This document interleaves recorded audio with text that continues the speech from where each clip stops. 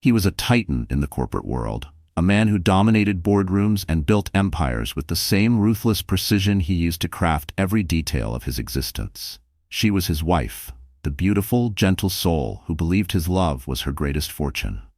But when she offered him the one thing that money could never buy, a child and an heir, his reaction wasn't happiness, but a cold, quiet order. Get rid of it. He gave her a choice: keep the baby or keep the life of unimaginable privilege. He never expected she would choose a third option: vanish. Now, 5 years later, a new, enigmatic CEO has risen to lead his fiercest competitor, a woman whose ruthless brilliance and cutting strategies have left the business world guessing her origins. But he knows those eyes. The same eyes that once adored him now blaze with the ice-cold fire of revenge. He is about to find out that the woman he tried to crush has returned to destroy him. The world knew Vincent Drake as the uncontested king of the urban jungle. His corporation, Drake Industries, was a colossal force, its influence woven into every aspect of modern life, from the skyscrapers that pierced the clouds to the cutting-edge devices people carried in their pockets. He was a man carved from ambition and tempered by the relentless furnace of cutthroat competition. His face, a mask of sculpted, icy perfection, appeared on the covers of finance magazines, his name spoken in equal measures of awe and fear. He wasn't merely wealthy, he made other men rich or ruined them without hesitation. A modern Midas, everything he touched turned to gold or ashes. His wife, Elena, was the single soft stroke in an otherwise stark and brutal painting. She was the envy of many, a serene, breathtaking woman who had tamed the untamable Vincent Drake. To outsiders, she embodied grace and prosperity, wrapped in couture gowns and adorned with diamonds, the perfect complement to a man of his magnitude. They had met at a charity gala, a whirlwind courtship that ended in a wedding so extravagant it was hailed as the social event of the decade. Elena, once an art curator with a gentle heart and a passion for timeless beauty, had been swept away by his magnetism, his power, the sheer force of his will. She thought she glimpsed a softness under the steel, a man who craved the warmth she gave so freely. Their life was a carefully staged portrait of wealth. Their penthouse, a tower of glass and steel atop one of his own skyscrapers, offered a godlike view of the city below. It was a place of minimalist perfection.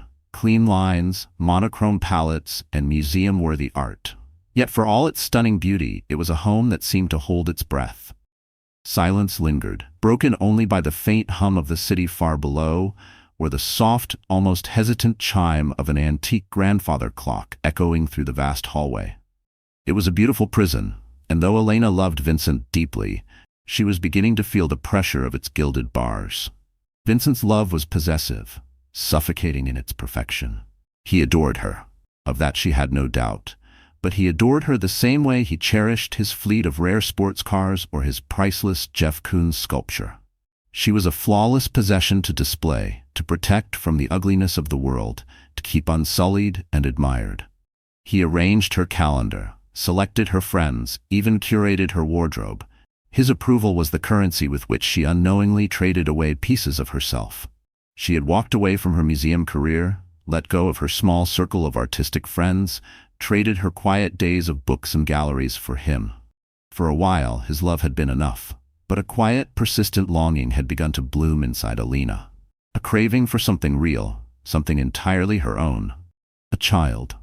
An heir to the Drake Empire, yes, but far beyond that. A tiny warm presence to fill the echoing silence, to scatter their perfect order with the messy, beautiful reality of life. She pictured a little hand wrapped around hers, the sound of giggles ringing off the cold marble floors.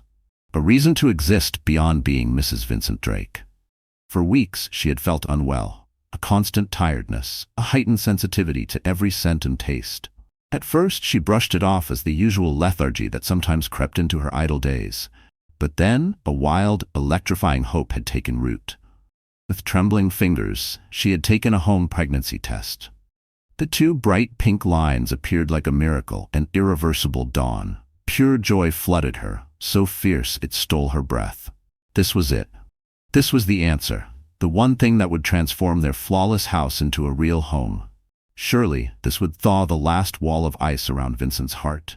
He would be a father. The fierce protectiveness he poured into his company, into her, would now shield their child. She pictured him, mighty Vincent Drake, brought to his knees by the tiny grasp of a son or daughter. She decided she would tell him that night.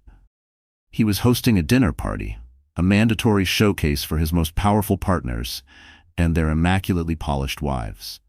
Elena, as always, played the perfect hostess. She drifted through the glittering crowd with an otherworldly grace, a secret smile tugging at her lips, her hand instinctively, tenderly resting on her still flat stomach. The gown Vincent had chosen for her, a column of silver silk that shimmered like moonlight on water, felt different tonight. It felt like a chrysalis, a beautiful shell for the astonishing transformation happening inside her. Later, after the final guest had gone, leaving behind the ghost of expensive perfume and a faint trail of cigar smoke, she found Vincent in his study. He stood by the floor-to-ceiling window, a glass of whiskey in his hand, the city lights spread beneath him like a carpet of trapped stars. The power that radiated from him felt almost tangible. "Vincent," she began, her voice softer than she intended. He turned, his eyes storm-gray and unreadable, fixing on her. A faint smile touched his lips, that rare, possessive smile that never failed to make her heart flutter. "You were flawless tonight, my love. The perfect hostess. They couldn't take their eyes off you." "Thank you," she whispered, her heart pounding so hard it echoed in her ears. She stepped closer, her silver gown whispering across the plush carpet. She drew in a deep breath, her eyes shining with all the hope and love she carried inside. "I have something to tell you, something wonderful." He lifted an eyebrow, genuine curiosity flickering in his gaze. "Oh, we're going to have a baby." The words slipped out, soft and brimming with wonder. "I'm pregnant." She waited, for the burst of joy, for him to laugh and pull her into his arms, to share the enormous life-changing meaning of what she just said. But instead, the silence in the room thickened, pressing the air from her lungs. The faint smile on Vincent's face did not grow. It simply vanished. His eyes, which moments before held a trace of warmth, hardened to cold shards of steel. The hand holding the whiskey glass stayed utterly still. He looked at her, really looked, and in that instant the man she loved was gone, replaced by the cold, calculating CEO of Drake Industries. Then he spoke, his voice quiet, stripped of any trace of affection, a voice that could sign away companies or crush rivals with the same chilling calm. "No." Elena's smile faltered. "No, what? What do you mean?" "No," he repeated, taking a slow, deliberate sip of his whiskey. "You will not have a baby. You'll make an appointment. You'll get rid of it." The words struck her like a physical blow. Air whooshed from her lungs, the brilliant city skyline behind him dissolving into a meaningless blur. "Get rid of it?" she whispered, the words sour and poisonous on her tongue. "Vincent, this is our child, our baby." "It's a complication," he said, turning his back to her to face the city once more. He owned it, a distraction, nothing more. "Our life is perfect as it is. A child changes everything, and not for the better. The noise, the mess, the demands, it's an unacceptable disruption to our business, to our lives." "A disruption?" she echoed, her voice trembling with disbelief, her mind clawing at an understanding too awful to accept. "Vincent, it's a life. Our family. I thought you'd be happy." He turned back to her then, his face an unreadable mask of polished stone. "Happiness is a well-managed portfolio, Elena. It's a climbing stock price. It's acquiring a rival before he can acquire you. It is not dirty diapers and sleepless nights. Our marriage is an asset, a successful merger of my public image and your beauty. A child is a liability." Hot, bitter tears stung her eyes. "So that's all I am to you? An asset? A piece of your portfolio?" "You are my wife," he said evenly, as if that settled every argument. "And you will do as I say. I built this life for you, for us. I've given you everything you could possibly want. I will not have it ruined by sentimentality." He crossed the room to his desk, every step measured and precise. He picked up a pen and a sheet of his monogrammed stationery. With a few quick strokes, he scribbled a name and a number. It was a private clinic, renowned for discretion and wealthy clientele. He held it out to her. "Call them tomorrow. I'll have my assistant arrange everything. We'll leave for the Maldives for a week. By the time we return, this will be forgotten. A minor inconvenience, handled." Elena stared at the slip of paper. His elegant handwriting curved across it like a death sentence. It wasn't just a note, it was a grave marker for her child, her dreams, the love she once believed was unbreakable. In that crushing instant, the beautiful gilded cage Vincent had built for her revealed itself for what it truly was, a prison, and she, its prized possession. The tears she had fought back now spilled freely, carving icy paths down her cheeks. She looked at the man she had married, the man she had once loved with every part of her soul, and saw a stranger. A monster wrapped in a custom suit. She did not take the paper. She did not say another word. She simply turned and walked out of the study, her silver gown, once a symbol of her beautiful life, now feeling like a funeral shroud. Somewhere down the cavernous hallway, the grandfather clock chimed once, a lonely, mournful sound echoing the breaking of her heart. Vincent Drake had made his demand, had drawn his line in the sand, and as Elena moved through the silent, echoing rooms of their perfect home, a terrifying, liberating thought took root. He had given her a choice, the baby or their life together. But never, not for a second, did he consider she might choose the baby and a life entirely her own. The king had made his decree, but he had forgotten one vital truth. Even the most exquisite songbird, when its cage turns into a tomb, will find the strength to fly. The night stretched on, long, dark, and sleepless, as Elena lay alone in their vast, cold bed. The space beside her remained empty. Vincent had never come to her. He stayed in his study, the titan in his tower, certain of her obedience, unbothered by doubt. The thought cut through her like a fresh blade. He didn't see her as a partner, a woman with her own heart and mind. To him, she was an extension of himself, a beautiful automaton designed for perfect compliance. But every flutter, every tiny kick of the life inside her, was a silent yet thunderous defiance of his command. This was not a complication. This was a child, her child. A fierce, primal wave of protectiveness rose inside her, fierce enough to snuff out the last flickers of naive love for Vincent. The man she had adored was gone.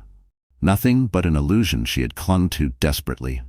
The real Vincent Drake was the man who had stared at her with eyes as cold as a frozen sea and ordered the erasure of their child as if it were a failed investment. As dawn broke, painting the sky in bruised strokes of purple and gray, Elena made her decision. It was a choice born from terror and a strength she never knew she possessed. She could not stay. She would not sacrifice her child for a life that had revealed itself as a hollow, glittering lie. She would disappear. Her movements were quiet, almost invisible, like a thief in a place she once called home. She passed by her sprawling walk-in closet, a vault of designer clothes and jewelry Vincent had handpicked for her. None of it was truly hers. They were costumes for the role of Mrs. Drake. Instead, she found an old, dusty suitcase tucked away in a forgotten storage room, a leftover from the woman she used to be before him. Into it she packed only what felt honestly hers, a dog-eared copy of 100 Years of Solitude, a framed photograph of her parents, and a simple faded sundress she had always loved. She took no diamonds, no lavish accessories, only the small gold locket her grandmother had given her, which she wore hidden beneath her blouse. She paused, her hand hovering over her wedding and engagement rings, which sparkled obscenely on her vanity table. A sudden surge of disgust rose within her. She left them behind. They were chains, not symbols of love. The final and most crucial part of her escape demanded a cunning she hadn't known she possessed. She understood Vincent's world all too well.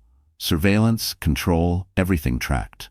Her credit cards would be flagged, her known contacts monitored. She needed cash, and a way to vanish off the grid. She remembered a careless conversation she had overheard weeks ago, Vincent bragging to a business partner about his rainy day fund, a stash of physical, untraceable cash hidden in his home office. Behind a false panel in the mahogany bookcase, he had boasted, a hedge against unforeseen market crashes. The irony didn't escape her. He was about to face a very different kind of crash. Her heart pounded as she slipped into his inner sanctum, the room where her dreams had been so cruelly executed just hours before. The air still smelled faintly of his whiskey and the cold certainty of his power. Recalling his words, she ran her fingers along the rows of leather-bound first editions. Behind a copy of The Art of War, she felt a subtle give. The panel clicked open, revealing a small black digital safe. Her pulse froze, a code, of course. She tried the obvious, his birthday, their anniversary, even the stock ticker for Drake Industries. Nothing. Panic clawed at her chest. Then her eyes caught the only personal item in the room. A framed photograph of Vincent and his late father, the man who had built the Drake empire from nothing, whom Vincent idolized and endlessly sought to surpass. She remembered Vincent once mentioning the exact date his father founded the company, a date he revered almost like scripture. With trembling hands, she keyed in the 6 digits. The safe beeped, then clicked open. Inside lay stacks of cash, euros, dollars, Swiss francs, and several bearer bonds as untraceable as paper currency. She took only a fraction, enough to survive, enough to build a new life, but not so much it would seem like calculated theft. She was leaving behind unimaginable wealth. She wasn't a thief, she was a refugee. Just as she was about to shut the safe, something caught her eye, a slim leather-bound journal tucked in the back. Vincent's private journal. A surge of guilt rose in her, but desperation quickly crushed it. She needed answers, any hint, any clue, any explanation. She slipped it into her bag alongside the cash. She scribbled a short, plain note. Vincent, I cannot do what you ask. I am choosing my child. Do not look for me, Elena. She left it on her pillow, a final, unflinching message in their vast, empty bed. With one last look at the life that had nearly cost her everything, she turned away. She didn't take the private elevator. She chose the service lift. Her small suitcase, a stark symbol of how little she truly needed. She stepped out into the bustling, indifferent streets, a ghost fleeing a palace. Her first stop was a shabby electronics store tucked down a side street. She paid cash for a cheap disposable phone and a new SIM card. Her old phone, Vincent's gift, and her digital leash, she dropped into a public trash bin. She was free of it now. Next, she went to Grand Central Station, the beating, chaotic heart of the city. She bought a one-way ticket west. Destination meaningless, only freedom mattered. As the train pulled out of the station, carrying her away from the glittering skyline and the tower that bore Vincent's name, Elena finally let herself breathe. The tears came then, not from sorrow, but from a raw, breathtaking freedom. She was alone, pregnant, running toward an uncertain future, but she was alive. And so was her child. In the days that followed, Elena became a ghost. She drifted from town to town, always paying in cash, never staying anywhere longer than a night or two. She chopped off her long dark hair, dyed it a dull brown, and dressed herself in plain, forgettable clothes from second-hand shops. The elegant, carefully polished Elena Drake was gone, erased. In her place stood a quiet, relentless woman determined to survive. During long, lonely nights in cheap motel rooms, she read Vincent's journal. What she found inside chilled her to the marrow. It wasn't a diary of feelings. It was a cold, meticulous record of his life. Pages filled with strategies, ruthless takeovers, corporate sabotage, and scattered among the boardroom wars were entries about her, Elena. Not written with love, but with an unsettling detachment. She was listed as his finest acquisition. A social trophy whose beauty and composure strengthened the Drake brand. He mapped out their future in clinical detail, a future devoid of children, which he described as needless drains on resources and emotional capital. He believed love was weakness, a crack enemies could exploit. The journal was the final cruel confirmation of what she had refused to see. He had never loved her. He had only possessed her. Her wandering eventually brought her to a quiet little town, tucked away in an Oregon valley, embraced by towering pines and a soft hush that felt like mercy. It was a world away from Vincent Drake's cold steel towers. She rented a tiny furnished apartment above a bookshop under a false name, spinning a tale of being a writer seeking quiet. The town, with its close-knit people and gentle rhythm, began to mend the broken parts of her. She picked up part-time work at the bookshop, shelving pages and smelling old paper and ink, a balm on her bruised soul. As her pregnancy progressed, she found an unexpected circle of support. The bookshop owner, the kind doctor at the local clinic, other soon-to-be mothers in her prenatal yoga class. They wrapped her in warmth and genuine care. For the first time in years, she felt visible, not as a curated ornament, but as a real, whole person. One crisp autumn night, sitting by her small window, she watched amber leaves drift to the ground. A sudden, firm kick startled her. She pressed her hands over her belly, and for the first time in a long time she smiled, a true, honest smile. She had survived. She was safe, and she was not alone. She had her child, a tiny, fierce warrior who had fought beside her from the beginning. Meanwhile, back in the city that had once been her golden cage, Vincent Drake was a man undone. Her disappearance wounded not his heart, but his pride, his dominion. He raged through the hollow penthouse. He unleashed the world's most expensive private investigators to scour every corner of the globe. But Elena had vanished without a single trace. Her credit cards remained untouched. Her friends truly knew nothing. Her digital trail had simply vanished. To Vincent, it was the ultimate infuriating betrayal, not of love, but of possession. A prized asset had been stolen, and he could not reclaim it. His once flawlessly ordered life now had a glaring, unsolvable gap. As weeks blurred into months, the silence in the penthouse changed. It was no longer the controlled, deliberate silence of his own design. It was hollow, mocking him daily. It was a constant reminder of the one thing he could not bend to his will, the one person who had dared to defy him. The king still sat on his throne, but for the first time, his castle felt empty. He was alone, utterly and completely alone.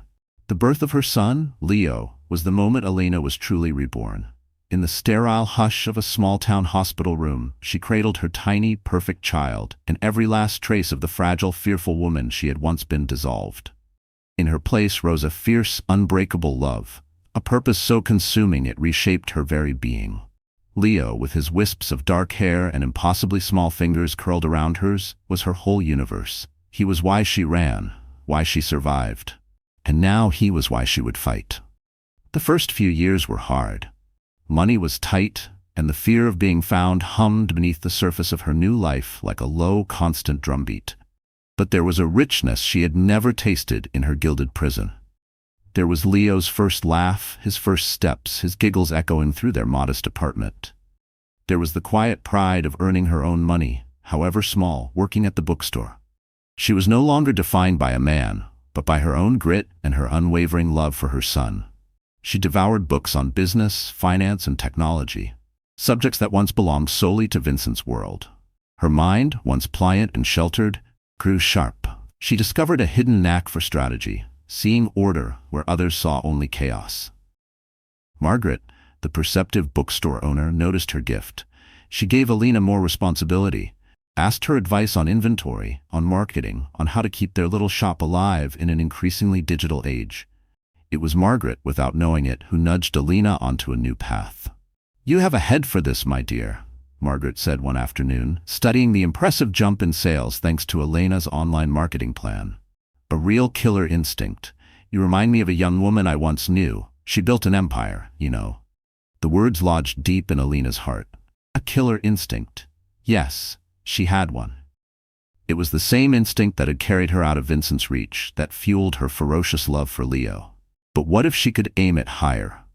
What if she could build something of her own, something that would protect her son and give him a future far beyond mere survival? She threw herself into studying the corporate world with ravenous focus.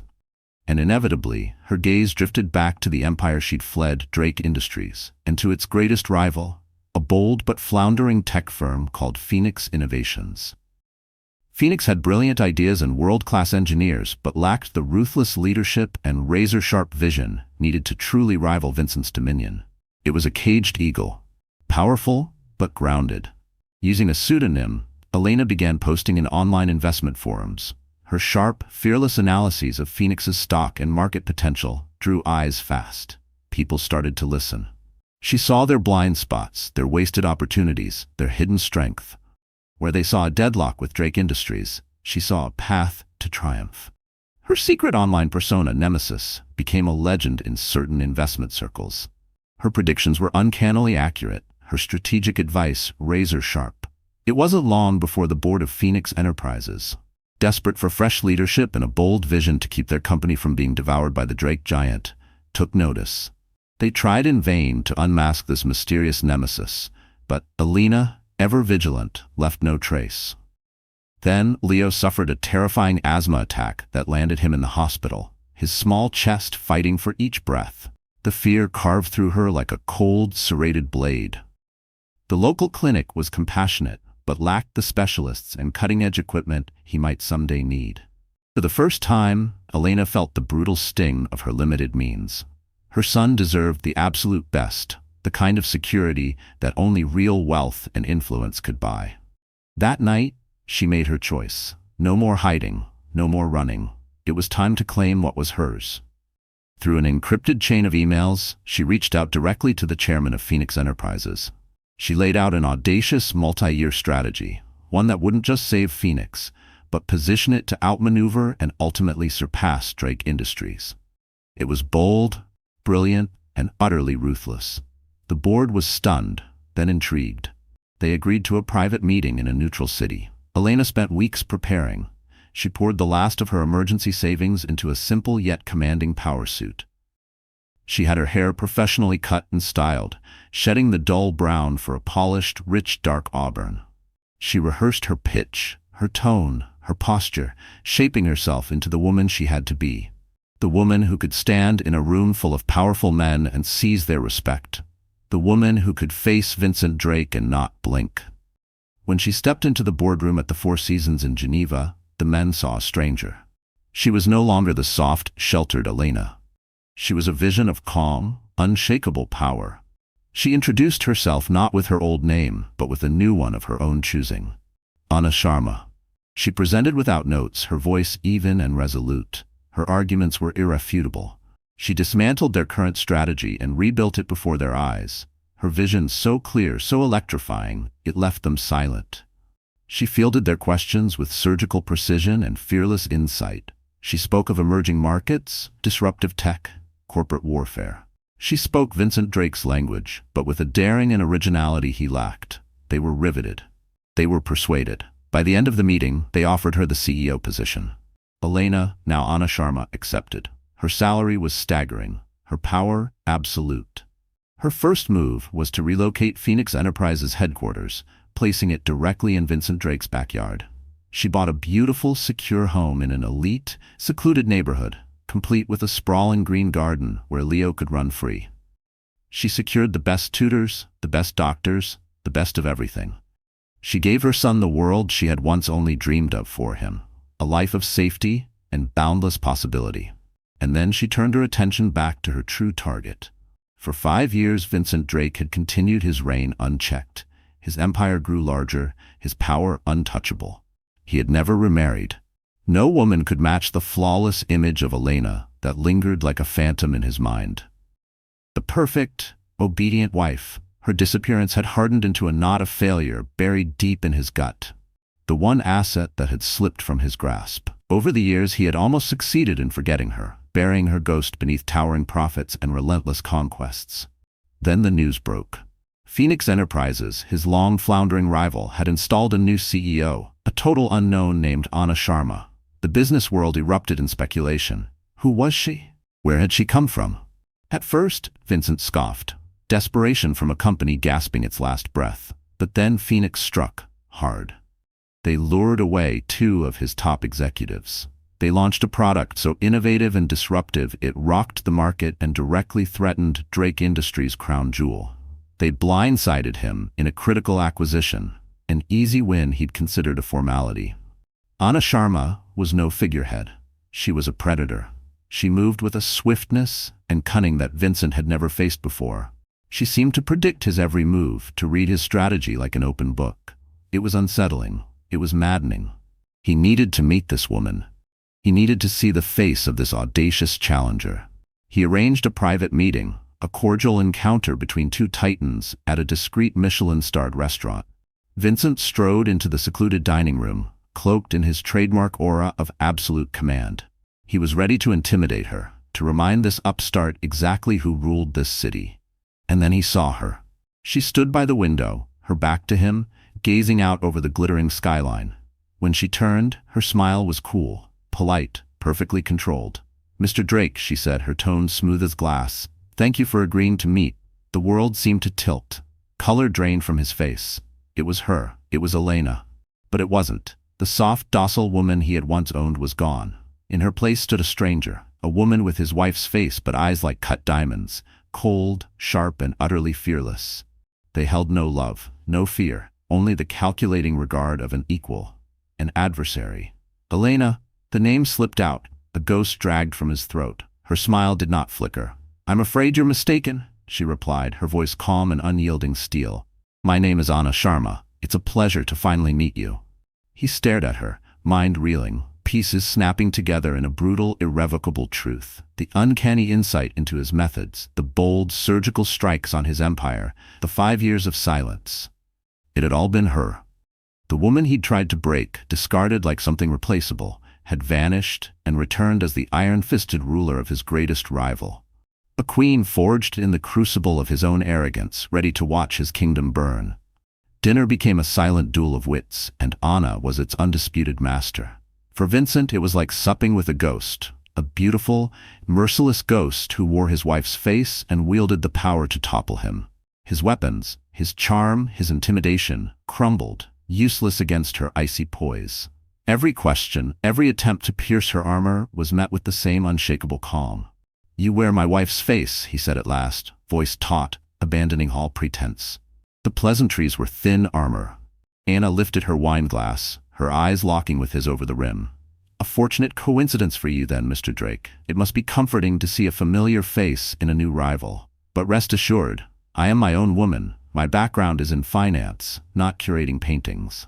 The jab was subtle, but struck him with surgical accuracy. He pressed, looking for a fracture in her composure.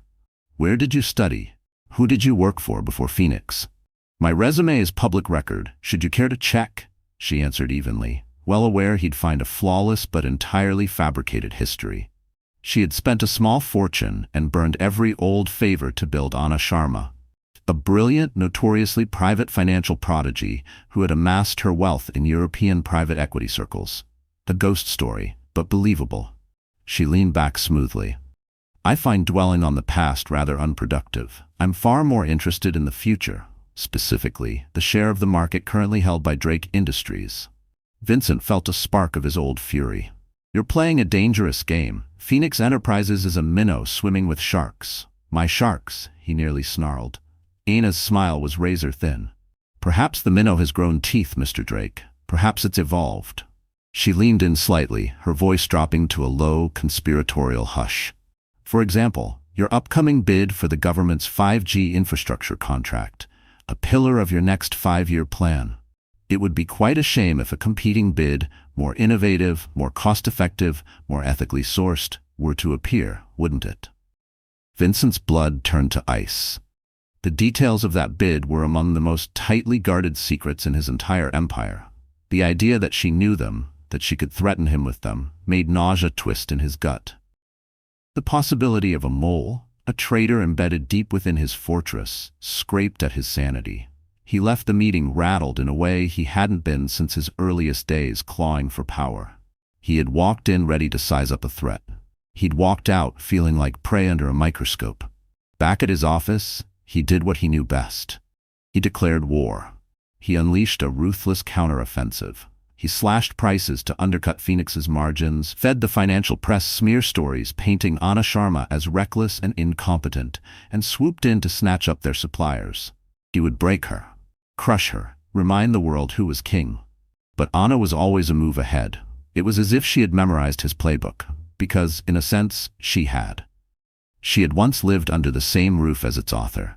She knew his pride, his blind spots, his brute force tactics. For every strike, she had a sharper counter. He slashed prices? She launched a premium version of her product line, tapping a higher income demographic and opening a fresh revenue stream. He poisoned her name in the press?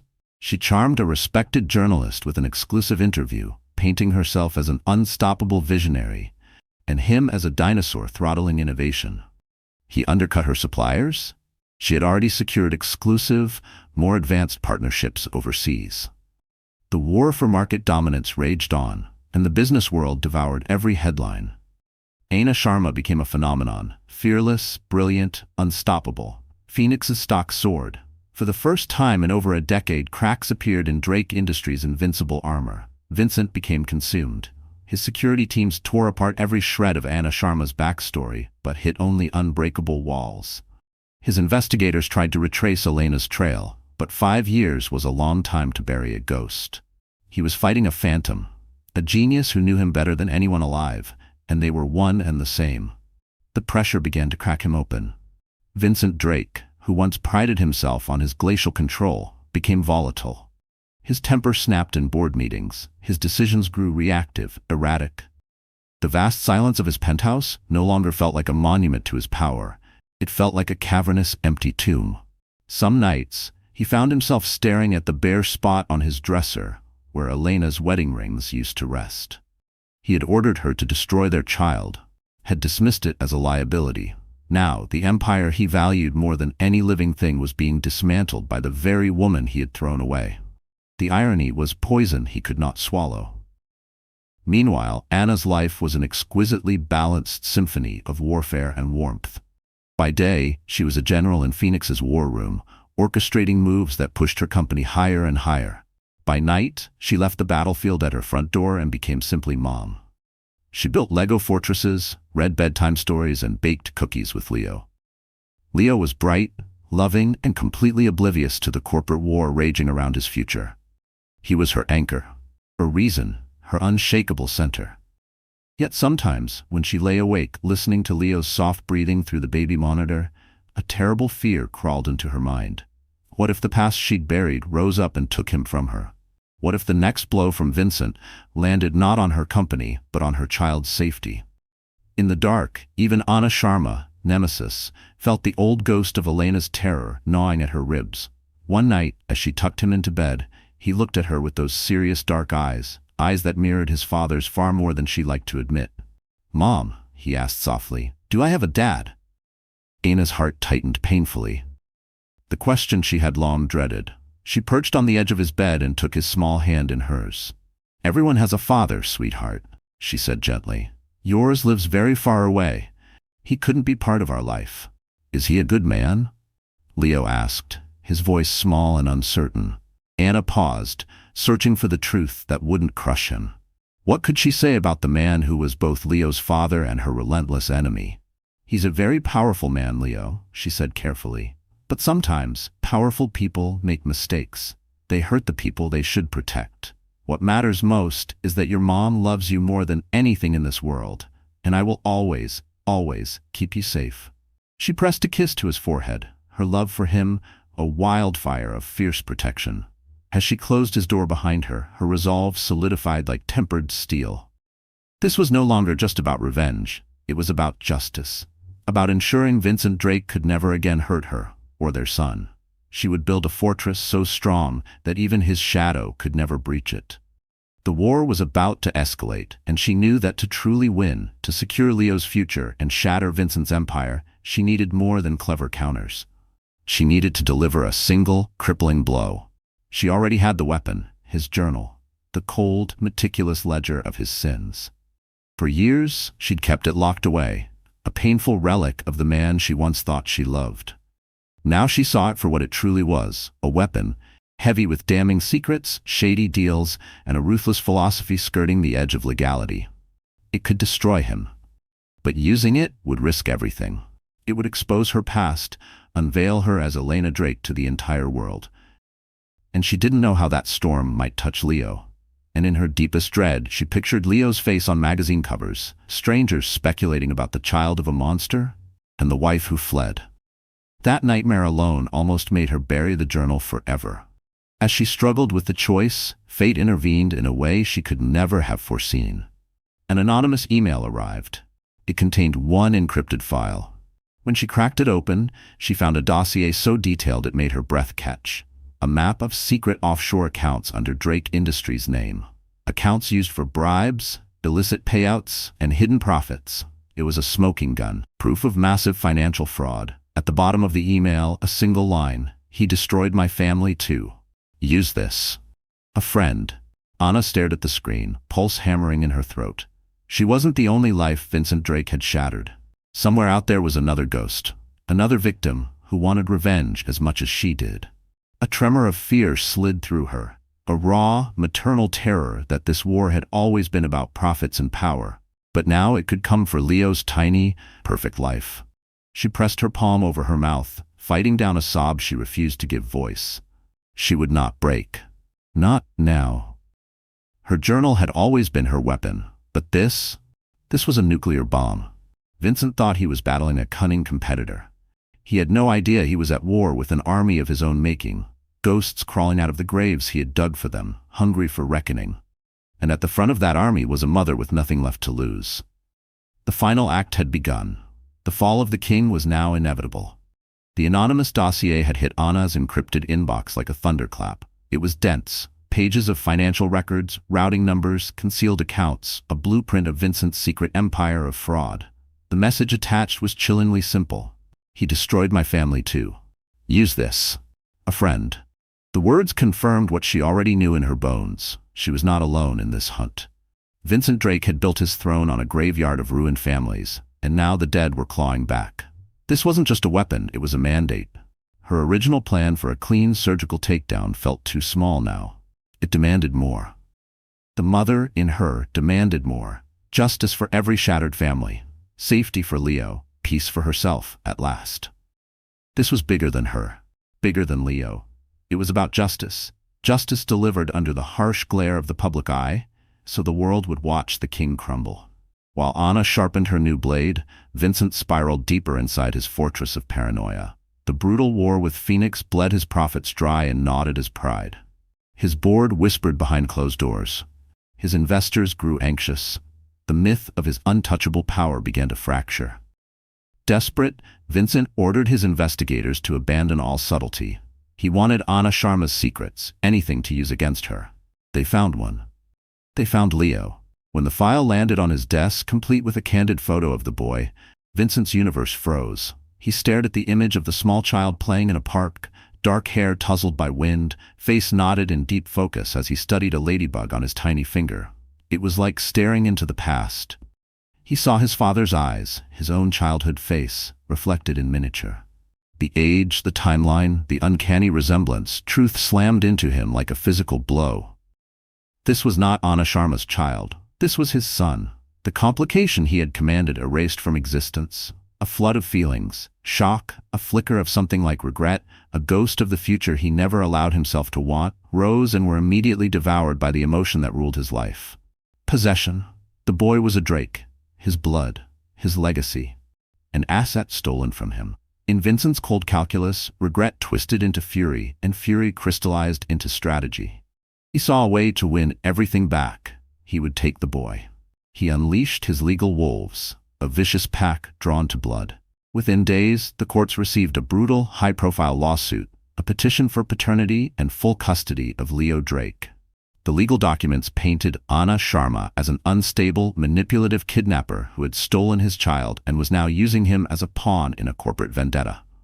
He would prove she was unfit, drag her through the mud, and reclaim what was his.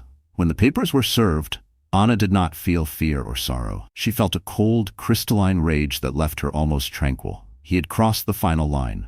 He had turned their innocent child into a weapon. He had fired his last cannon, not at her company, but at her heart, at the one pure, untouchable part of her life. In that stillness, she vowed, he would never touch her son again. Not with hands, not with lawyers, not with threats.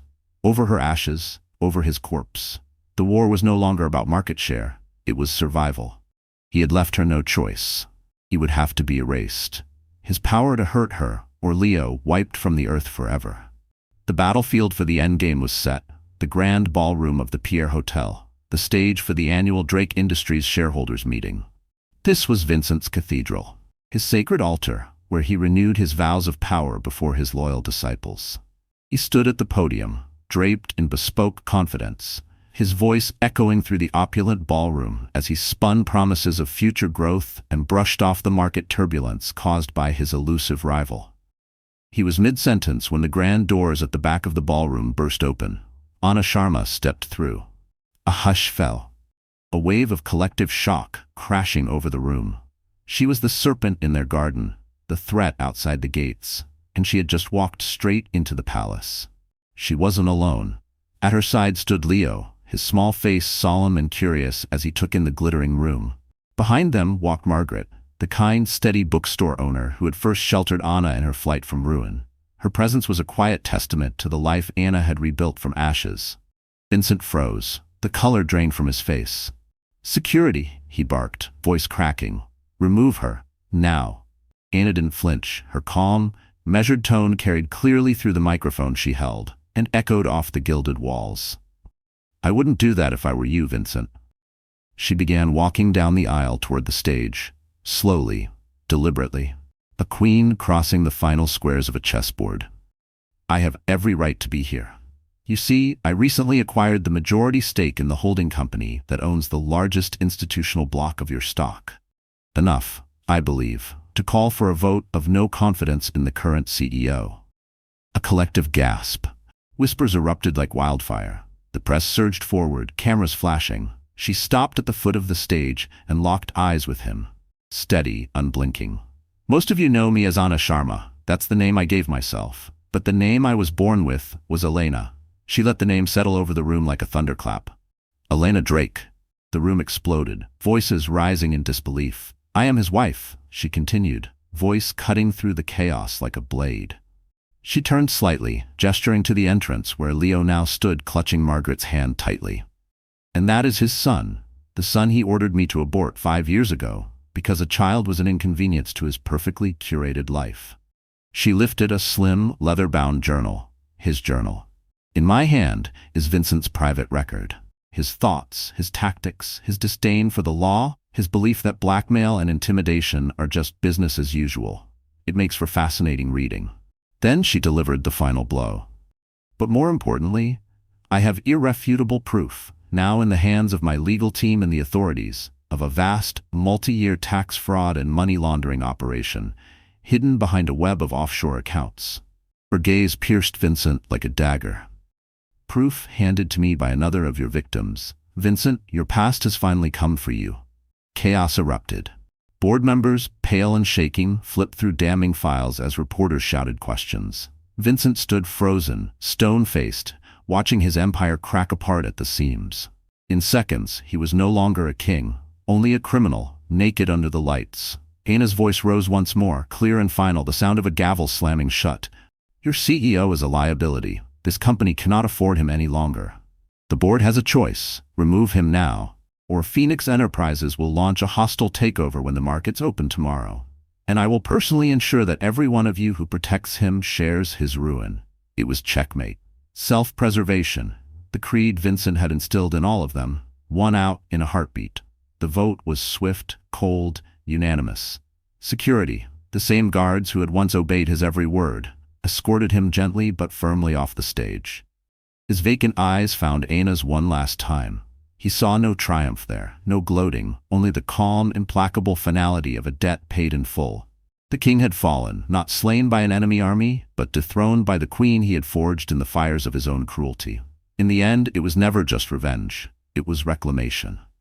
Ana Sharma, reborn from the ashes of Elena Drake, didn't merely take his empire. She built a better one. Under her command, Phoenix Enterprises rose to become a titan, celebrated not just for its innovation, but for its integrity. She proved power didn't have to feed on ruin.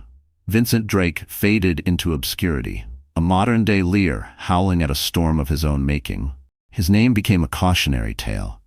Whispered in boardrooms and remembered in headlines, Ana never hid the truth from Leo about who his father was, but she taught him that a name alone means nothing. It's a man's choices that define him. She had fled with nothing but the child Vincent called a burden, and returned armed with the one thing he could never understand, a strength built not on fear, but on love. What did you think of Ana's ultimate checkmate? Was it true justice, or revenge as cold and precise as Vincent's own heart? Tell us your thoughts in the comments below. If you were captivated by this saga of betrayal, survival, and triumph, don't forget to hit that like button, share this story with someone who loves a tale of epic payback, and most importantly, subscribe to our channel for more stories of dramatic revenge and hard-won justice. Your support keeps us going. Click subscribe now, and we'll see you in the next story. Andrew Smith.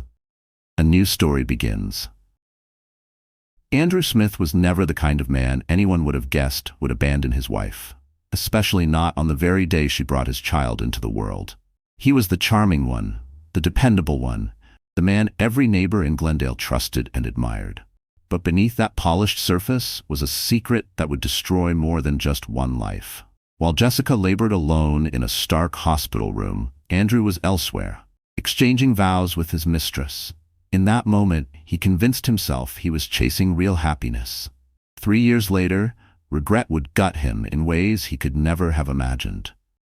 Andrew Smith had grown up in a tight-knit family on the edge of Glendale, California. His parents, Richard and Monique Smith, were the kind of couple neighbors envied, bound together through illness, money troubles, and the chaos of raising 3 kids without ever cracking apart. Andrew, the middle child, wasn't the high-achieving eldest like Marcus, nor the gentle, artistic youngest. But everyone agreed. Andrew was the most driven. He dreamed big, owning a chain of thriving coffee shops and settling down surrounded by friends and family. He met Jessica Perez at Glendale Community College.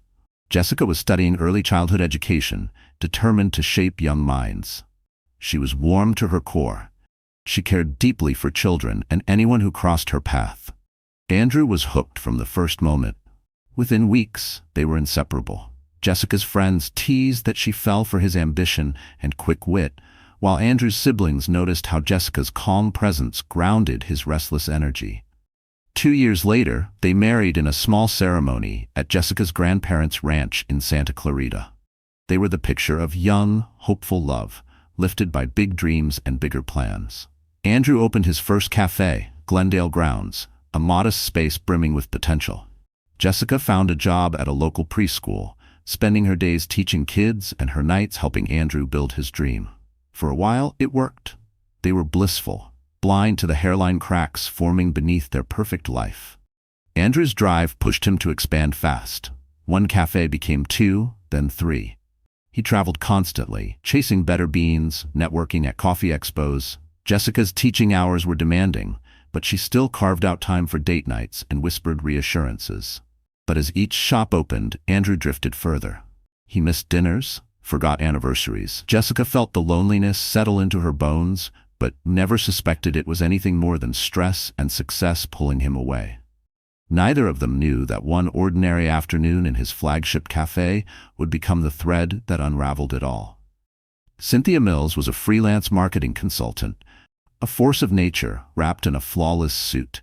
She had only recently moved to Glendale, lured by the city's booming business pulse. Cynthia had a reputation: polished pitches, ruthless strategies, a magnetic charm. If Cynthia wanted something, she found a way.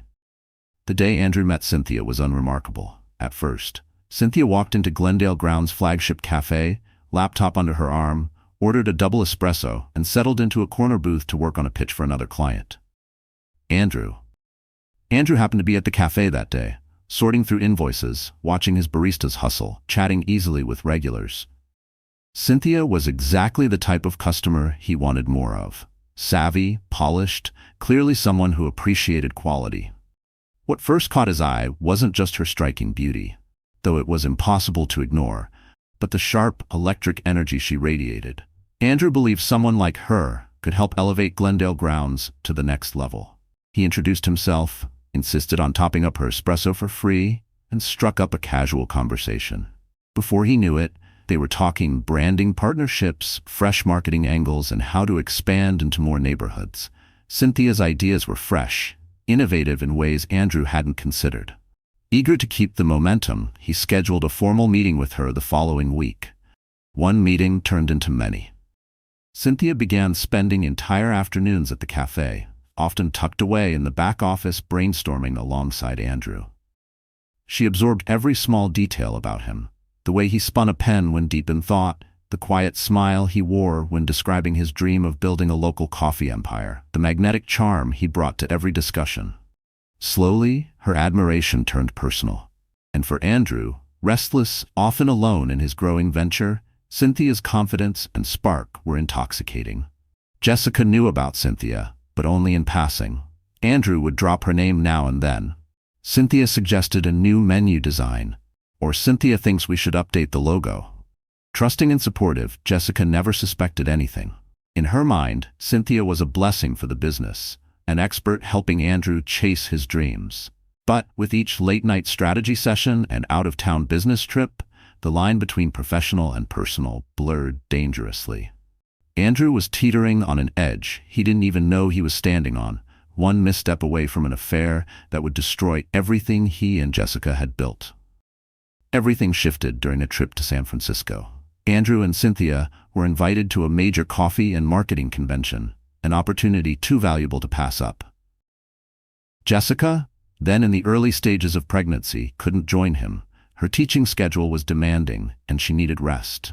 Andrew, overjoyed by the news that he would soon be a father, hesitated about going, but Jessica encouraged him. "This is a once-in-a-lifetime chance," she said softly, one hand resting on her belly. "Do it for Glendale grounds. We'll be fine here." In San Francisco, long days of presentations and networking gave way to quiet nights unwinding in the hotel lounge. One evening, over wine, talk of sales and suppliers melted into confessions about life. Cynthia admitted she was tired of dating men with no drive, no vision. Andrew confessed to feeling lonely, overwhelmed by his growing responsibilities, worried about being a good father while keeping his dream alive. One glass turned to two. The tension simmered between them, electric and undeniable. When Andrew walked Cynthia to her hotel room, he lingered in the doorway, a heartbeat too long. That was all the signal she needed. A single lapse in judgment exploded into a night of passion neither could pretend hadn't happened. By morning, guilt hit Andrew like a freight train. Cynthia, always poised, reassured him they could keep it discreet. No one needed to know. But Andrew felt trapped, straddling two worlds. Devoted husband and father-to-be on one side, reckless entrepreneur tangled with a woman who made him feel alive in ways he hadn't in years. Back in Glendale, he swore to himself it was over. He would cut Cynthia off, bury the mistake, and focus on Jessica and the baby. But forbidden flames rarely die so neatly. Cynthia kept showing up, her laughter echoing through the back office, her eyes lingering too long on him. The bond they'd formed in secret refused to disappear. Meanwhile, Jessica's pregnancy demanded more of her energy and focus. Minor complications arose, nothing severe, but enough to leave her exhausted and worried. At her 20-week ultrasound, the doctor flagged a few small concerns. She was advised to keep stress to a minimum, rest often, and come in for frequent checkups. Jessica did her best to follow every instruction, even if it meant stepping back from her beloved preschool classroom. Her coworkers rallied around her, covering lessons and sending her home with warm hugs and wishes for a safe delivery. At first, Andrew played the part of the attentive husband perfectly. He drove her to doctor's appointments, reminded her to take her prenatal vitamins, and assured her he would carve out more time for her, despite his ever-growing responsibilities. But beneath that polished surface, Andrew's emotional loyalty had drifted dangerously off course. Cynthia's calls came daily, pitching new promotions, inviting him to after-hours networking mixers that somehow always stretched late into the night. On the outside, Andrew still looked like the dedicated husband and thriving business owner. Inside, he was coming apart at the seams. One late evening, Jessica, half awake on the couch, noticed him texting furtively. She asked him gently if something was wrong, maybe a supplier problem or a staffing issue. Andrew brushed it off with a practiced smile, saying a vendor had suddenly changed terms and he was scrambling to sort it out. Jessica believed him. Why wouldn't she? He'd never given her a reason not to trust him. She clung to that image of the steadfast man she had fallen in love with. Still, she felt his distance. She saw it in the way his eyes drifted off mid-conversation, the way he startled when she called his name.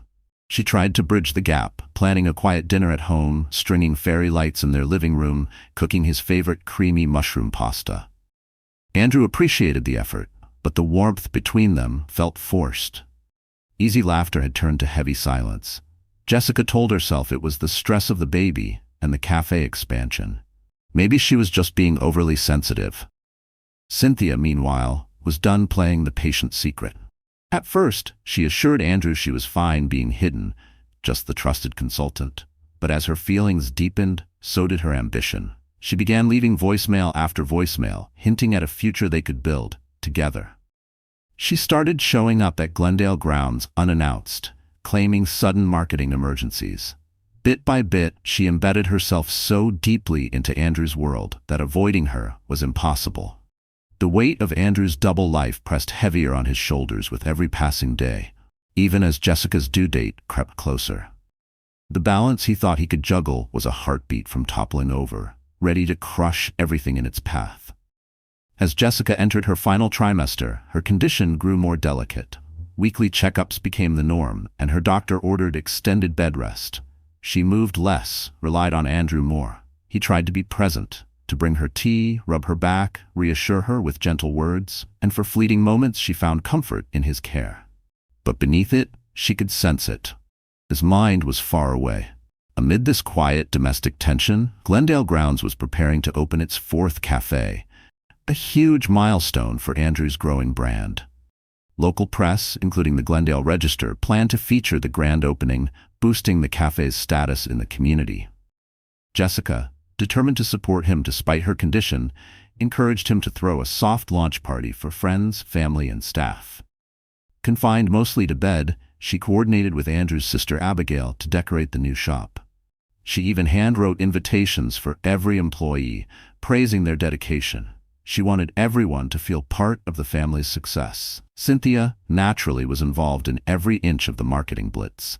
The day of the soft launch, Jessica finally met her face-to-face. Cynthia was all graceful confidence, every bit the polished consultant.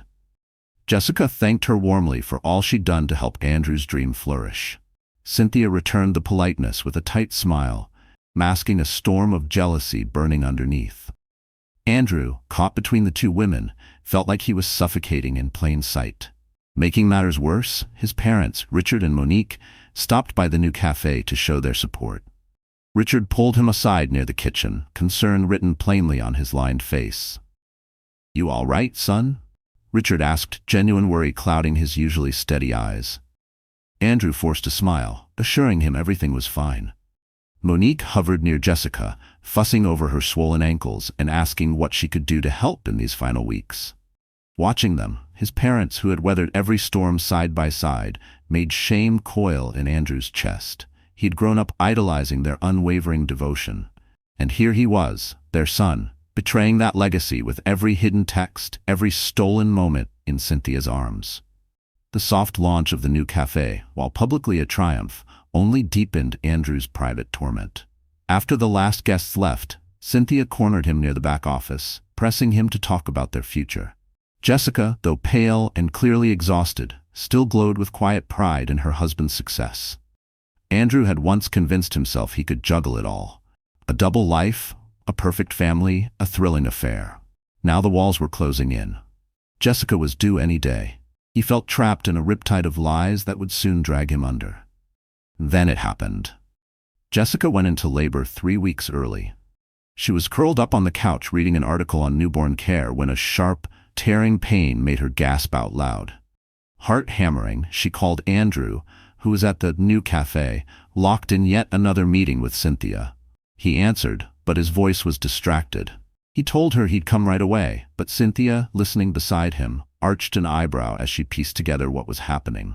Jessica's contractions came faster and more violently. Panicked, she called Abigail, who arrived within minutes and rushed her to Glendale Memorial. Dr. Clara Alvarez examined Jessica and confirmed the baby was on the way, but her blood pressure was worryingly high. Tears streamed down Jessica's face, partly from the pain but more from the growing terror that Andrew wasn't there yet. Abigail squeezed her hand, whispering over and over that Andrew would walk through the door any second now. Across town, Andrew felt Cynthia's stare burn into him. She watched him hang up the phone, her expression unreadable at first, then softening into something almost triumphant. She moved closer, her voice a velvet trap telling him maybe this was fate, maybe Jessica's baby had never really kept him tethered. She painted him a picture of freedom, of passion, of a clean break from the life that suffocated him. Andrew, bone-deep tired from months of duplicity, didn't fight it. In a daze, he listened to every poisonous word. Then he did the unthinkable. Instead of driving to the hospital where his wife was laboring alone, Andrew let Cynthia guide him into her car.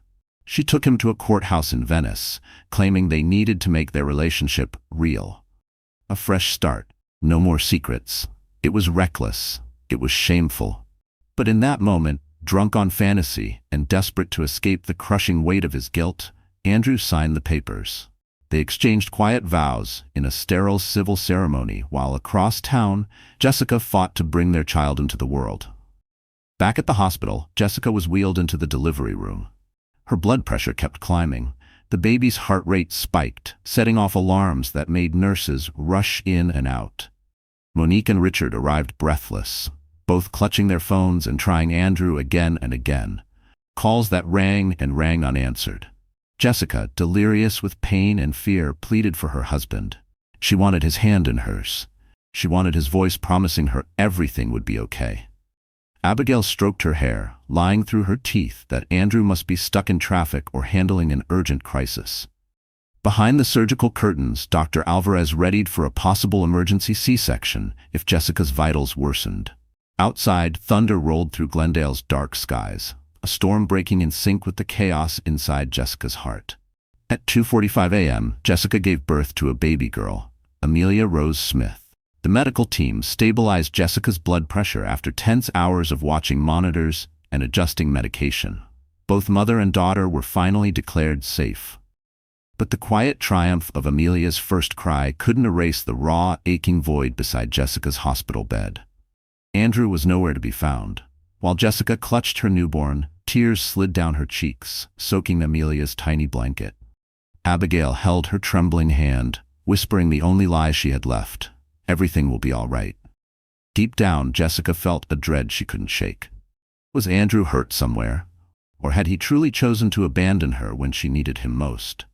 In reality, Andrew was holed up in a bland, forgettable hotel room with Cynthia. The weight of what he'd done pressed on him like an anvil, each heartbeat a brutal reminder of the vow he could never take back. Cynthia, meanwhile, saw only victory. To her, Andrew's impulsive compliance was proof of an unbreakable bond. She ignored the shame carved into every line of his face. Inside, though, Andrew was a storm of self-loathing and raw panic. He could taste the bitter edge of what he'd lost even before he faced it. His mind looping through images of Jessica alone, of a child he had not held, of a promise shattered beyond repair. Morning broke, and Andrew's phone came alive with missed calls and frantic voicemails. The words emergency, hospital, baby hit him like a fist to the gut. Pale and shaky, he told Cynthia he had to go see Jessica to make sure she and their child were okay. Cynthia clung to him, begging him to stay, warning that showing up now could jeopardize their freshly signed marriage license. But none of her arguments could drown out the reality ringing in his ears. His daughter had been born without him. For the first time since that reckless vow, fear scraped at his bones, fear that what he'd betrayed might never forgive him, might never let him in again. By the time Andrew finally walked into Glendale Memorial, the damage was done. Jessica was awake and painfully aware of his betrayal. Rumors had spread like wildfire. Nurses whispered about the father who had vanished at the worst possible moment.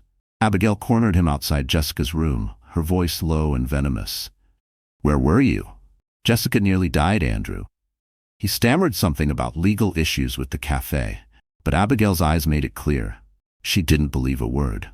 Even Richard and Monique watched him from down the hall, their disappointment so heavy it was almost tangible. Andrew stepped into Jessica's room, moving like a ghost. She lay in bed, pale and fragile-looking, Amelia swaddled tight against her chest. Jessica looked up at him, her eyes glossy with exhaustion and pain. "Why?" she asked. Just one word, yet it hollowed him out completely. Andrew had no real answer, no lie strong enough to stand up to the truth. He stood frozen, staring at the tiny life cradled in her arms, his daughter, and felt regret settle like ice in his veins. In that moment, he realized the life he'd chosen with Cynthia would never be worth what he had lost. In that helpless silence, his mind screamed with useless wishes, to take back a single day, to step backward into the man he should have been. But wishes were worthless now. The hospital room smelled faintly of antiseptic and baby powder. Soft yellow lights spilled from a lamp on the side table, casting gentle shadows on the walls. Jessica lay silent, her heartbeat sinking with Amelia's tiny breaths. Her lips were dry, her cheeks still streaked with the tears she'd shed when she realized he wasn't coming. Nurses slipped in and out quietly, offering help she barely noticed. There was only one truth now, heavy as stone. Andrew hadn't come. He hadn't even called, And while Jessica wanted so desperately to believe there'd been a good reason, the cold, cruel certainty burrowed into her bones. He had chosen not to be there. 3 days later, Jessica was discharged. But she didn't go back to their house. Richard and Monique wouldn't hear of it. "You shouldn't be alone right now," Monique said softly, her warm hand resting on Jessica's shoulder. "Not with a newborn. Not after everything." Jessica just nodded. Her gratitude and heartbreak tangled together in the lump in her throat. Their home, once alive with Sunday brunch chatter and baby name debates, was now stiflingly quiet. She kept to herself, pouring every ounce of her bruised spirit into Amelia. Feedings, burpings, lullabies, endless diaper changes. Jessica clung to the routine because it kept her from crumbling. Every time Amelia's wide, innocent eyes found hers, Jessica whispered, "You are enough. We are enough." Almost a week later, Andrew finally appeared on his parents' doorstep. He looked hollowed out, his clothes rumpled, dark circles etched under his eyes. He held a cheap bouquet of tulips and an oversized teddy bear, some pathetic symbol of an apology that no words could fix. Monique opened the door and said nothing at all. Monique simply stepped aside, letting her son walk into the lion's den he had built with his own hands. Jessica was curled on the living room couch, nursing Amelia beneath a soft blanket when she saw him. Her whole body went rigid. Andrew stood frozen in the doorway, tulips drooping in one hand, an oversized teddy bear in the other. "I'm sorry," he said, his voice barely audible. Jessica didn't look at him. Her eyes stayed on Amelia, her jaw clenched so tight it ached. "I know I should have been there. Everything just got out of control," he tried again. Her reply was a whisper, sharp, raw, and more lethal than shouting. "You were just not there, Andrew. You were with her. You married her." The silence that settled over them was heavier than grief. He swallowed hard. "I didn't plan it," he muttered. "It was a mistake. I didn't know what I was doing." Jessica's head snapped up. Her voice broke for the first time in days, rising like a knife slicing through the air. "You made vows, Andrew. Vows to me, to us. And then you made more vows while I was screaming alone in a hospital bed, bringing your daughter into this world." "Alone?" Andrew's lip quivered. "I didn't think." "No," she cut him off, her tone sharp as shattered glass. "You didn't think. You never did. Not about me. Not about her." She stood, cradling Amelia tightly to her chest, and brushed past him without another word. The bouquet slipped from Andrew's hand, landing on the hardwood floor with a dull, final thud, like a promise that had rotted before it ever bloomed. That night, Andrew sat parked in his car outside the house for hours, engine off, headlights dark. Inside, Monique and Richard sat at the kitchen table, 2 mugs of tea long gone cold between them. Richard finally spoke, voice brittle. "He's our son, but what he did, it's unforgivable." Monique sighed, exhaustion in her bones. "And yet, that's our granddaughter in there. She deserves better than shame and silence." Days bled into weeks. Andrew began to show up more often, not as Jessica's husband, but as a fractured man clinging to fatherhood like driftwood in a storm. He'd cradle Amelia awkwardly, his hands trembling, as if she could feel every sin etched into his skin. Jessica never left the room, never let him be alone with her baby. Not out of possessiveness, out of a raw protective instinct that burned deeper than betrayal. Eventually, Andrew confessed bits and pieces. He told her about the courthouse, about the rushed vows, about Cynthia's manipulation. But he didn't admit the part where he had chosen it, where he had let himself be led so easily. He painted himself as confused, overwhelmed, trapped. Jessica saw right through him. "You weren't confused," she said, voice cold as steel. "You were selfish. You saw something shiny, something exciting, and you ran for it. You left me, bleeding and terrified, so you could chase your fantasy." Andrew's shoulders sagged. "You're right, but I want to fix it." "You can't fix this, Andrew," she cut him off, ice in every syllable. "You can't undo what you did." Then Cynthia struck back.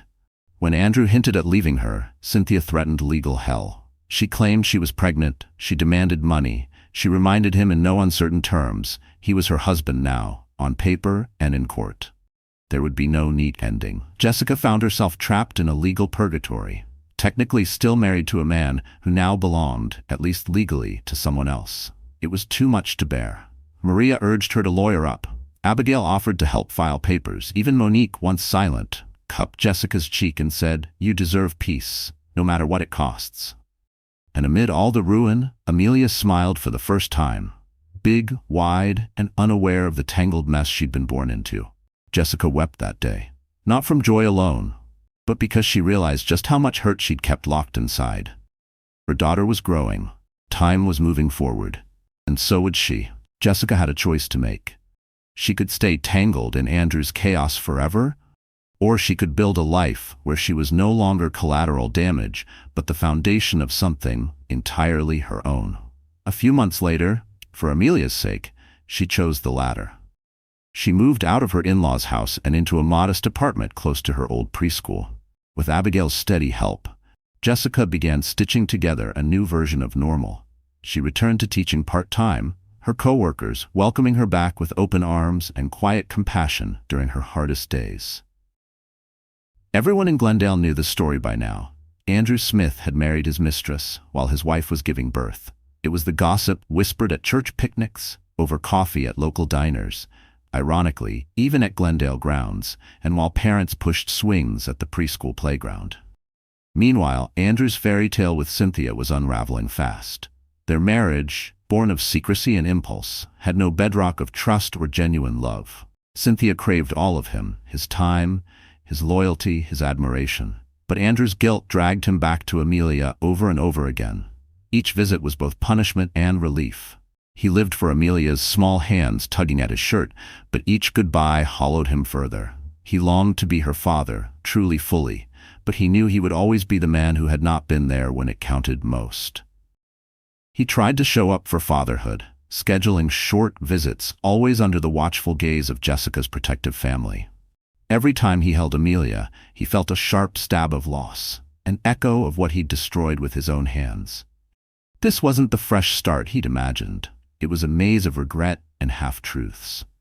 As Jessica adapted to single motherhood, she found unexpected peace in therapy, arranged through her school's counseling program. Talking it out with someone who didn't flinch at her heartbreak, her rage, her confusion, it helped her breathe again. She confessed to herself that part of her still loved Andrew, or maybe just the man he'd once been. But forgiving him? That was a question with no easy answer. Some nights, when Amelia drifted off in her crib, Jessica lay awake staring at the ceiling, wondering how much of her old self she had sacrificed to someone who hadn't guarded her heart. She hated that a corner of her still missed him. One crisp afternoon, Jessica heard a knock at her apartment door. It was Marcus, Andrew's older brother, always blunt and impossibly practical. He didn't sugarcoat things. He told her outright that Cynthia had manipulated Andrew, but Andrew had been a grown man who willingly walked into that mess. Marcus offered to help. He wanted her to have a good lawyer to nail down child support and custody terms. Andrew couldn't just drift in and out of Amelia's life at his convenience. Jessica appreciated it more than she could say, even if it broke her heart that everything now had to be written down in legal filings and official court stamps. Through it all, Amelia remained her bright, steady miracle. The baby's giggles, her first tiny attempts to roll over, her fists grasping Jessica's fingers. These moments were pure, untouched by adult mistakes. Jessica clung to that innocence fiercely, vowing to protect Amelia from the storm her father had unleashed. As Amelia's first year unfolded, Andrew's private turmoil deepened. He tried to push for an annulment with Cynthia, but she dug in her claws. She demanded a steep payout to let him go. Realizing her victory wasn't enough if Andrew's heart stayed somewhere else, Cynthia turned possessive. She made sure he appeared at every gala, seminar, and social event she curated, her trophy to flaunt in Glendale's business circles. Andrew consulted Joseph Brandt, a no-nonsense divorce lawyer, who spelled it out bluntly. Dissolving the marriage would be a long, expensive fight if Cynthia contested it. Glendale grounds, successful but not bottomless, might not survive a drawn-out legal war. And every time he pictured bankruptcy papers or another headline with his daughter's name tangled in it, the panic clawed at his ribs. He wanted out, but the cost of freedom bled him from the inside out. And in the middle of that tug-of-war sat Jessica and Amelia. Andrew told himself he wanted to provide for them, to be present, to make up for his failings. But each week that passed, the walls closed in a little tighter. Meanwhile, Jessica grew stronger in her independence. She poured her heart into teaching, drawing fresh purpose from every lesson and every student's smile. Amelia was her anchor, her reason to wake up and try again. The more she rebuilt herself, the clearer it became. Andrew's choices were his own, not hers to carry anymore. She still felt pangs of sorrow, even a tattered thread of love for the boy she'd once married. But she knew now, a future with him meant dragging Cynthia's shadow with them forever. And Cynthia? She continued her campaign to mold Andrew into her showpiece. The successful entrepreneur at her side, the man she'd won. She paraded him through networking mixers and charity galas, insisting he pose for glossy photos while she beamed at the cameras. But behind that polite smile, Andrew's mind wandered to a small apartment, a baby's sleepy giggle, and a woman who no longer needed him to breathe. One evening, Andrew slipped away from a networking gala Cynthia had dragged him to. He found himself parked outside Jessica's small apartment, engine off, staring at the warm glow of lamplight spilling through her living room window. Inside, Jessica sat on the couch, gently rocking Amelia in her arms, humming a lullaby so soft it barely reached the street. Andrew felt it like a punch to the ribs, an ache so deep it almost stole his breath. He'd lost this. He'd lost the chance to be a father in the simple, ordinary moments that truly matter. The bedtime songs, the sleepy kisses, the way his daughter's tiny hand should have fit around his finger every night. For a fleeting moment, he imagined getting out of the car, knocking softly, begging to come inside, to tuck Amelia in, to kiss Jessica's forehead like he used to. But he knew better. That door wouldn't open for him tonight. He didn't get out of the car. He just sat there, tears threatening, tasting the full bitterness of choices he couldn't undo. He knew right then that legal battles and paychecks wouldn't fix this. He'd have to do something drastic to even try to make amends. But how far would he go to set it right? It started with a phone call Jessica never saw coming. She'd just come back from the grocery store, juggling a wiggling Amelia on her hip and a paper bag of vegetables balanced awkwardly on her other arm when her phone buzzed. She glanced at the screen. Elena Collins, an unfamiliar name. She hesitated, then swiped to answer. Miss Perez? The voice was smooth, with a polished kindness that instantly made her suspicious. This is Elena Collins with the Glendale Register.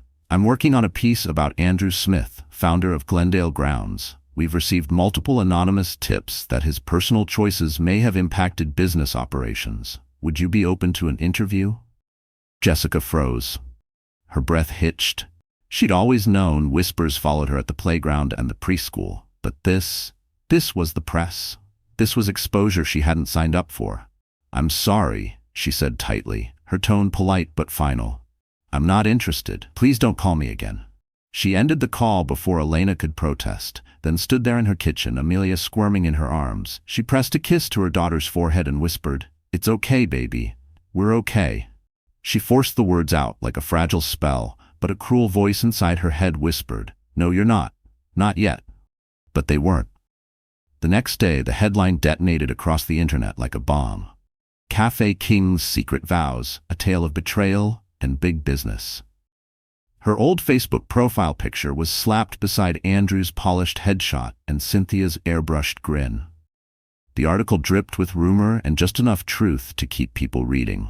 It laid out every lurid detail: the courthouse wedding while Jessica labored alone, Cynthia's involvement in Glendale Grounds, and, salt in the wound, the claim that Cynthia was now expecting Andrew's second child.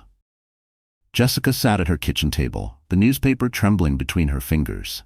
Her coffee went cold beside her. Her chest felt hollow, as if her entire private life had been pinned to a bulletin board for the town to pick apart.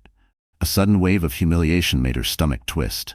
She wanted to scream, to hurl the newspaper into the trash, to vanish from Glendale altogether. But Amelia's soft gurgle from the playmat anchored her. She couldn't run. Not now. At the preschool, parents offered tight, pitying smiles, masks for curiosity.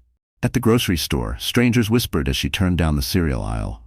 She kept her chin up, but inside she was unraveling. The privacy she'd fought to rebuild felt stolen overnight. Later that week, Maria, her bold, protective cousin, stormed into her apartment without knocking, newspaper in hand. "You have to respond," Maria barked, tossing the headline onto the counter like an accusation. You can't let her control this. You can't let them think this was your fault. Jessica stood by the window, staring at the fading daylight. Her voice was a broken whisper. I don't care what they think. I care about Amelia. Maria's tone softened, but her resolve didn't. And one day, Amelia is going to Google her parents. Do you want her to find this mess and think you stayed quiet because you were guilty of something? Jessica blinked back tears, her throat tightening. I was in labor, Maria. He was marrying someone else. What am I supposed to say to that? What else was there left to say? Meanwhile, Andrew was unraveling. Glendale Grounds, once a beloved local gem, all warm lighting and artisanal pride, had become a cautionary tale wrapped in scandal. Loyal customers vanished. Business partners quietly pulled out of deals they'd once begged to be part of.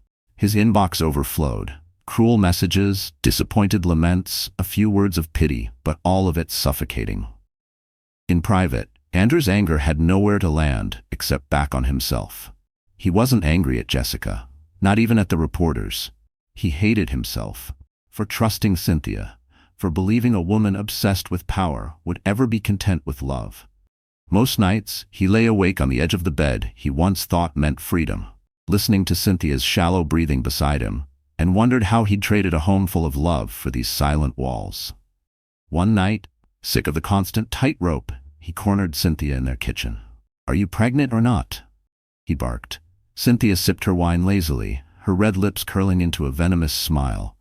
That's none of your business, darling, unless you plan to act like a husband for once. Don't play games, Cynthia. She leaned closer, her voice silk dipped in poison. You made your bed, Andrew. You left your sweet little wife, you married me, and now the world knows who you really are.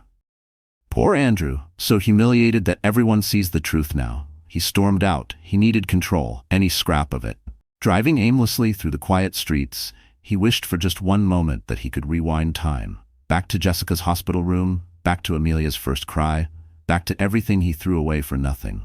Sitting in his car, he fired off a message to Jessica. Can I come by? Just to talk. After Amelia's asleep. I need to explain. Jessica stared at the text for a long time before tapping out a short reply. 1 hour. Don't be late. That evening, her apartment hummed with quiet tension. Amelia was asleep in her crib, the baby monitor's soft static filling the silence between them.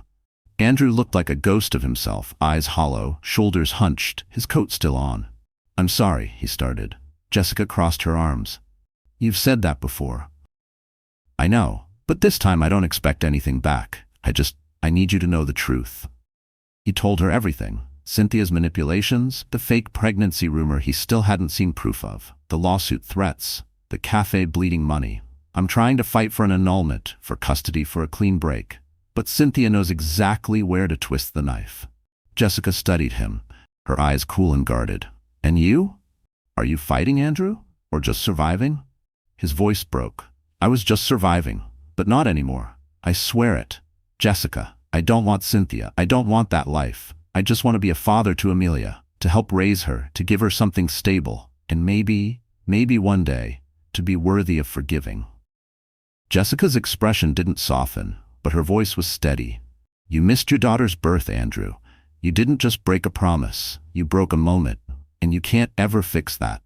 I know. He wiped at his eyes with his coat sleeve. I live with it every single day. I'm not asking you to forgive me. I'm asking for the chance to show Amelia I can be better than what I was.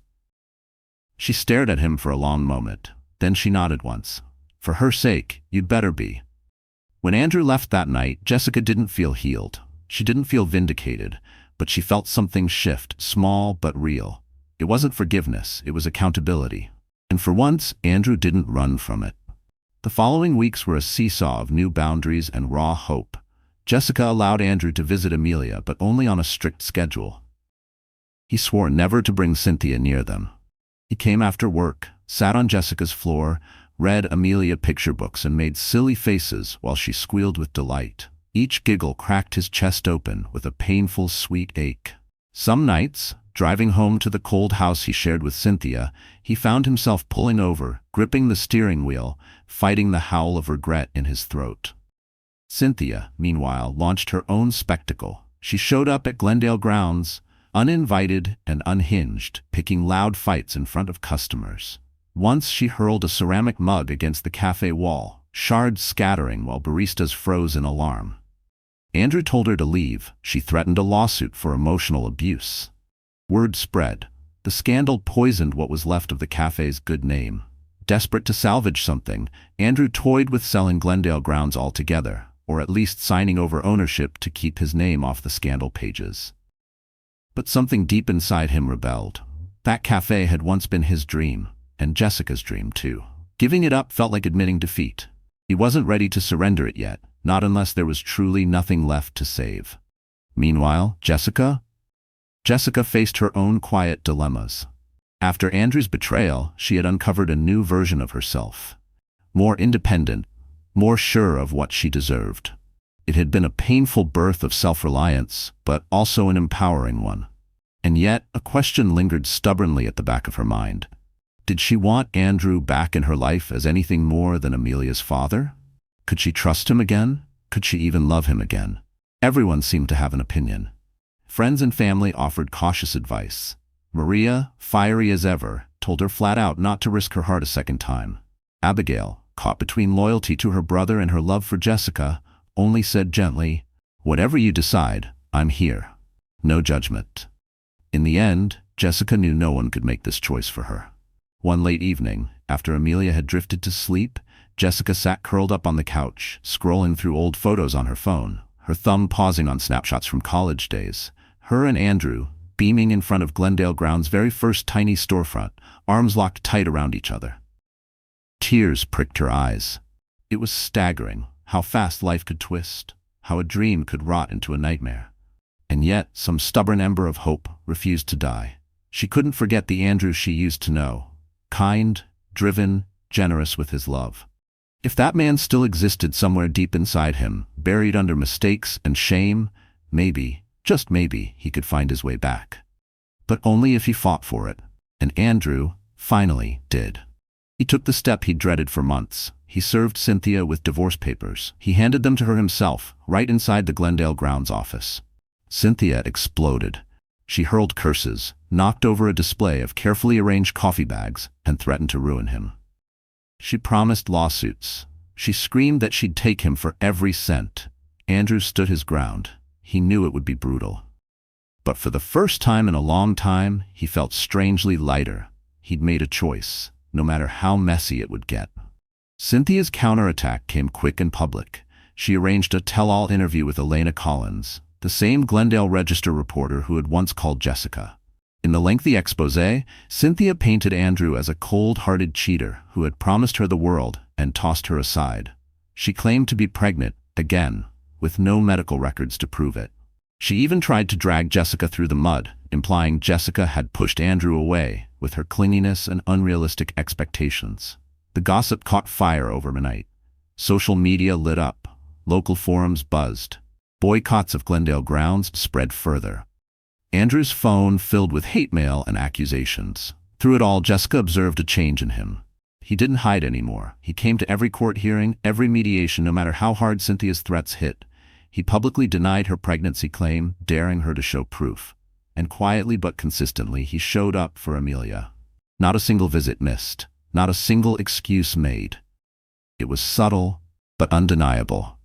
Andrew was at last facing the mess he'd created instead of running from it. One afternoon in court, Cynthia arrived flanked by a scowling lawyer but still empty-handed. No doctor's note, no ultrasound, no proof. The judge, clearly running out of patience, demanded evidence. Cynthia stalled, begging for more time. Andrew's lawyer pounced, calmly pointing out her crumbling credibility. Outside the courtroom, Andrew and Jessica stood together for a few rare minutes without the lawyers and cameras hovering. "Thank you," Andrew murmured, "for not tearing me apart in the press. For not making this uglier." Jessica sighed, a sadness softening the edge of her voice. "I didn't do it for you, Andrew.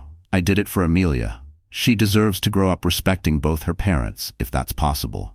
Her eyes glistened with unspoken hurt, but also something else, compassion, or maybe just tired understanding.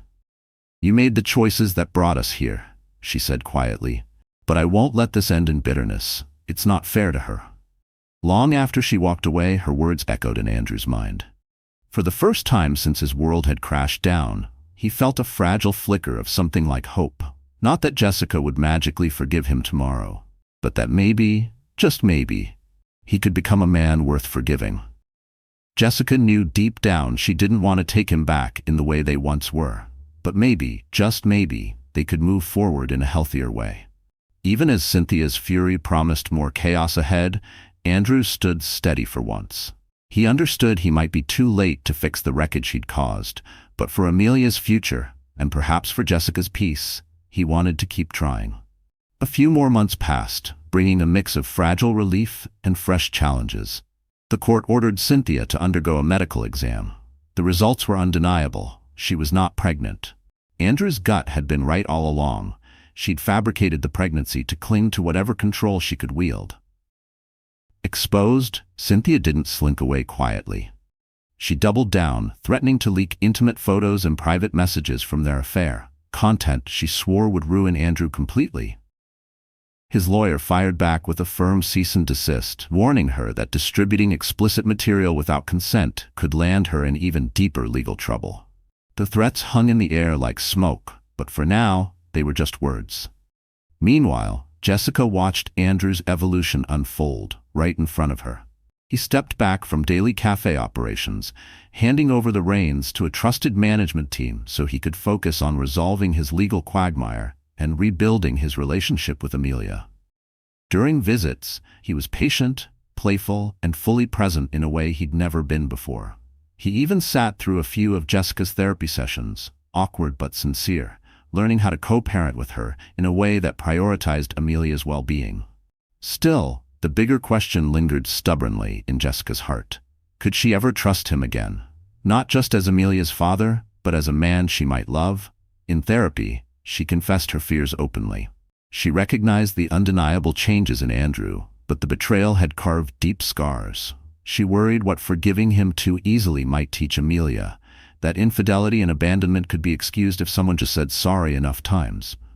And yet, she also believed in the power of genuine change. She didn't want to lock away her capacity to forgive. She just didn't know how far to stretch it. Andrew never pushed. He didn't beg or plead for a second chance. One weekend, he texted her simply, "Would you walk with me? Just you, me, and Amelia?" Jessica agreed.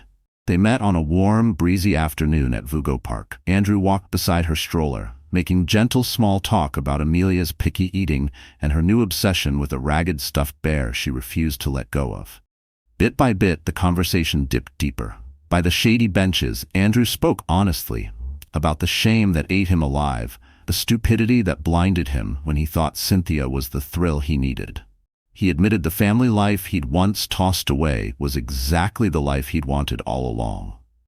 And losing it had been his greatest punishment. Jessica didn't answer with platitudes. She let his words settle, while Amelia giggled at ducks waddling around a tiny pond. Andrew crouched down, letting Amelia wrap her tiny fingers around his thumb, the sun catching in her dark curls.